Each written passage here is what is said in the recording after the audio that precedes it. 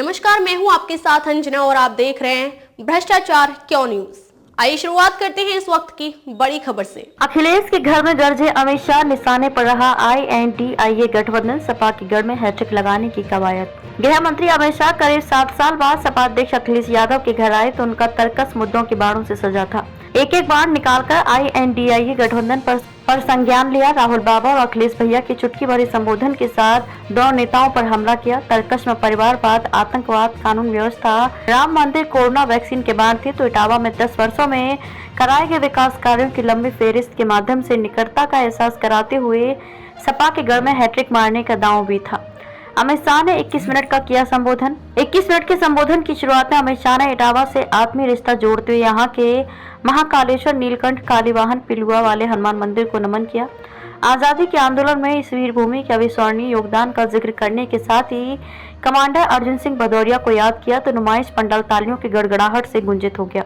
मंदिरों के प्रति श्रद्धा और कमांडर का स्मरण के साथ ही सीधे जनता से जुड़ने के लिए संवाद शैली में भाषण के चुनाव प्रबंधन के रणनीतिकार निहितार्थ निकाल रहे हैं। दरअसल आजादी के आंदोलन में लाल सेना के जरिए चंबल घाटी में अंग्रेजों के दांत खट्टे करने वाले कमांडर अर्जुन सिंह भदौरिया आजादी के बाद जन नेता बन चुके थे।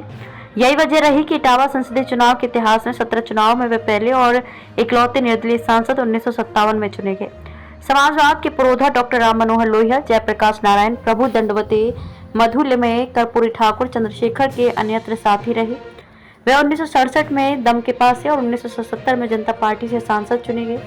बहरहाल चुनावी मौसम में शाह द्वारा समाजवाद के पुरोधा कमांडर का स्मरण नए समीकरणों को बुनने और अखिलेश के घर में भगवा दुर्ग को मजबूत करने के लिए अंतर विरोध समाप्त करने की ओर इशारा कर गया है।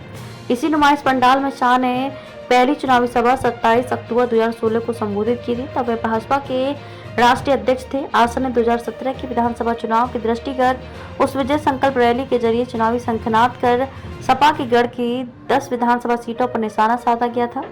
तब सूबे में परिवर्तन की लहर को इटावा से तेज गति देने के लिए भाजपाइयों ने रैली की सफलता के लिए कवायद की थी। 2014 में मोदी लहर के बाद विधानसभा 2017 में विजय संकल्प के साथ भाजपाइयों में उत्साह की लहरें हिलोरे मार रही थी। सपा से संसदीय सीट छीनने के बाद भाजपा 10 में से 6 सीटों पर भगवा फहराने में कामयाब रही थी। इनमें सिकंदरा पर बसपा का और बाकी 9 सीटों पर सपा का कब्जा था। तब भाजपा सपा प्रमुख मुलायम सिंह यादव को उन्हीं के घर में घेरने में कामयाब रही थी। उस कामयाबी को आधार माना जाए तो इस बार भाजपा ने शाह की सभा के जरिए 2 संसदीय सीटों पर फिर से भगवा फहराने की हुंकार भरी है। तब गुलाबी सर्दी की शुरुआत हो चुकी थी और इस बार गर्मी में उमस से लोग पसीना पसीना हो रहे हैं, लेकिन भाजपाइयों में उत्साह की कमी नहीं थी। भारत माता और जय श्री राम के जयकारों के साथ पंडाल गुंजित होता रहा। शाह भाजपाइयों में नई ऊर्जा का संचार कर गए। चुनावी सभा की सफलता के लिए करीब 5 दिन से गांव-गांव जनसंपर्क तेज हो गया था। जनप्रतिनिधियों के स्तर पर जारी अंतर्द्वंद को पार्टी हाईकमान ने सीज फायर कराकर उनका एक साथ जनसंपर्क कराकर धड़ों में बंटे कार्यकर्ता समर्थकों को एकजुटता का संदेश दिया। लग्जरी गाड़ियों से क्षेत्र में निकले नेताओं ने तेज धूप में पगडंडियां भी नापी तो भव्य दिव्य राम मंदिर में रामलला की प्राण प्रतिष्ठा के बाद दूसरी बार हथेली में चावल लेकर शाह की चुनावी सभा का बुलौआ भी दिया। खबरों में अब तक के लिए बस इतना ही। फिर मिलते हैं एक ऐसे ही बड़ी खबर के साथ। तब तक के लिए नमस्कार और देखते रहिए भ्रष्टाचार क्यों न्यूज। अगर आपको हमारी वीडियो पसंद आई हो तो हमारी वीडियो को लाइक करें व शेयर करें।